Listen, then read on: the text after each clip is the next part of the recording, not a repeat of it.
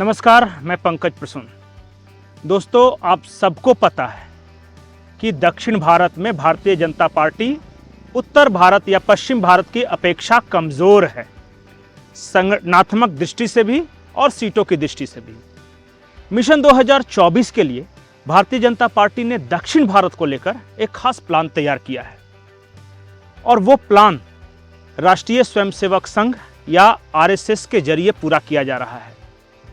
शायद आपको याद होगा कि कुछ दिनों पहले अमित शाह ने तेलंगाना की एक जनसभा में कहा था कि देश को अगला प्रधानमंत्री तमिलनाडु से मिल सकता है और इस बात की चर्चा है कि प्रधानमंत्री नरेंद्र मोदी वाराणसी के अलावा तमिलनाडु की किसी सीट से चुनाव लड़ सकते हैं, यानी इस बार वो 2 सीटों से चुनाव लड़ सकते हैं। उन सीटों के बारे में कहा जा रहा है कि या तो वो कोयंबटूर की सीट होगी या फिर रामेश्वरम की सीट होगी।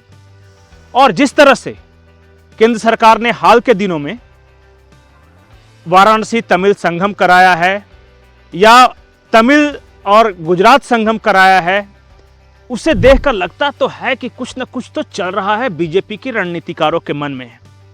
लेकिन इसके अलावा एक खास प्लान है, उस प्लान के बारे में मैं आपको बताऊंगा, लेकिन उससे पहले आप हमारे चैनल को सब्सक्राइब कर लें, इस वीडियो को लाइक कर लें।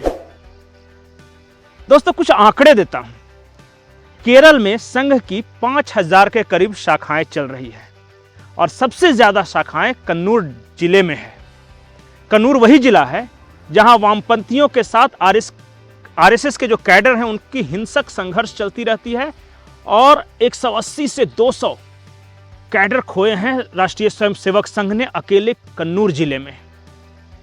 गुजरात में बीजेपी की लगातार सरकार है और वहां 3000 शाखाएं चल रही हैं संघ की और केरल में 5000 शाखाएं।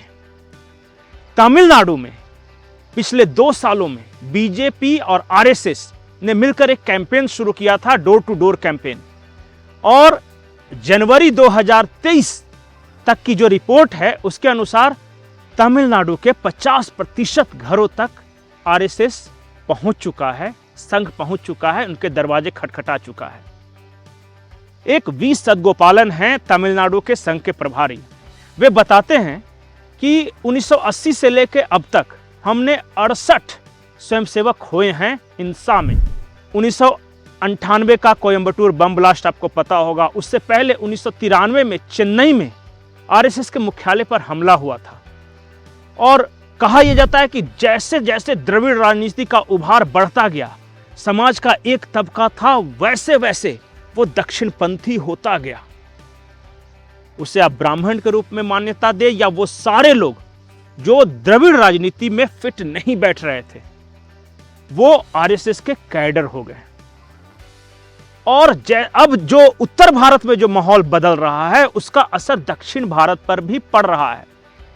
कर्नाटक में संघ की शाखाओं में जिस तरह का इजाफा हुआ है, 3500 के आसपास शाखाएं लगती हैं संघ की कर्नाटक में, या जिस तरह लिंगायत समुदाय बीजेपी से जुड़ा है, अब कहा यह जा रहा है कि वोकालिगा समुदाय का एक बड़ा तबका बीजेपी से जुड़ रहा है। उत्तर भारत में ओबीसी और दलित वोट बैंक का बीजेपी और संघ के साथ जुड़ाव, इसका असर तमिलनाडु पे भी पड़ रहा है। तो तमिलनाडु में अगर दलित या ओबीसी का एक छोटा सा भी हिस्सा बीजेपी के साथ आ जुड़ता है तो बीजेपी का वोट प्रतिशत में वहां 5 से 7% का इजाफा होगा। अगर 4% दलित और 8 से 10% ओबीसी जुड़ते हैं तमिलनाडु बीजेपी में, तो बीजेपी का जो वोट प्रतिशत जो अभी है वो 5 से 7%, 8% के आसपास आता रहा है। एक बार 10% गया था और वो अचानक बढ़ के हो जाता है 16 से 17%। और 16 से 17% का मतलब है कि जैसे जिन जिन इलाकों में बीजेपी आरएसएस कंसंट्रेटेड है वो हर ओर फैला नहीं है, उन्होंने कुछ खास इलाकों पे ध्यान दिया है, वो 3 से 4 लोकसभा की सीटों पर असर डाल सकता है। और अगर नरेंद्र मोदी तमिलनाडु से चुनाव लड़ेंगे और वहां जो माहौल होगा और उसके बाद 3 से 4% वोट बैंक का अगर इजाफा होता है संघ के कार्यों के द्वारा और जो वहां के प्रदेश अध्यक्ष हैं भारतीय जनता पार्टी के, उनके कार्यों के द्वारा, तो इन्हीं सब को देखते हुए भारतीय जनता पार्टी ने यह फैसला लिया है कि तमिलनाडु में वो अकेले चुनाव लड़ेगी। वो न डीएमके के साथ जाएगी न एआईएडीएमके के साथ। केरल के बारे में मैंने बताया, केरल में बीजेपी या संघ की रणनीति यह है कि ईसाइयों से दूरी ठीक नहीं है। जिस मुद्दे पे हम प्रताड़ित हैं यानी हिंदू प्रताड़ित हैं, उन्हीं मुद्दों को लेकर ईसाई भी वहां प्रताड़ित हैं। लव जिहाद के शिकार ईसाई भी हैं, लव जिहाद के शिकार केरल में हिंदू भी हैं। अगर पीएफआई फैलता है तो वो चर्च पे भी हमला करता है और हिंदुओं पर भी हमला करता है।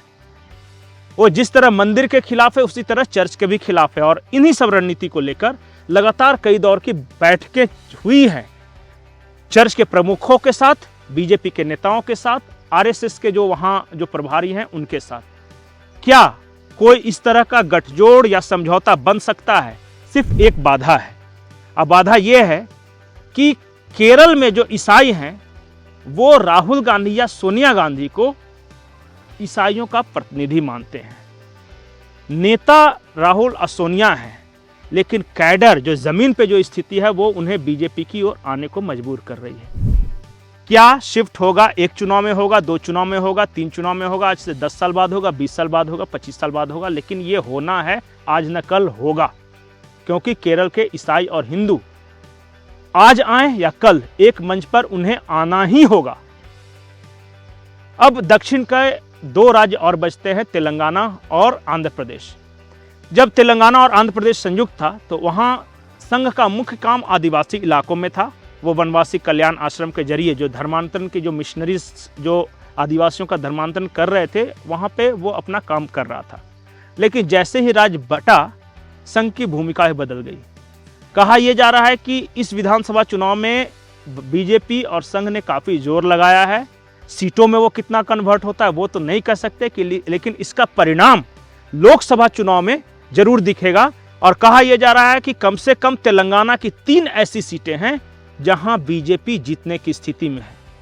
तो जो भी बीजेपी का थोड़ा बहुत नुकसान, जिसे जैसा कि बताया जा रहा है बिहार में हो या फिर बंगाल में हो या उड़ीसा में हो या फिर मध्य प्रदेश में हो, वो बीजेपी चाहती है कि वो दक्षिण भारत से कोप अप करे, बैलेंस करे। और इसके लिए लगातार वहां अलग अलग कार्यक्रम चलाए जा रहे हैं, राष्ट्रीय स्वयंसेवक संघ के द्वारा भी और भारतीय जनता पार्टी के द्वारा भी। लेकिन मास्टर स्ट्रोक यही है कि प्रधानमंत्री नरेंद्र मोदी तमिलनाडु की किसी सीट से चुनाव लड़ सकते हैं। इसका दक्षिण भारत की राजनीति पे क्या असर होगा, खास करके तमिलनाडु और केरल की राजनीति पे, ये देखने वाली बात होगी। नमस्कार।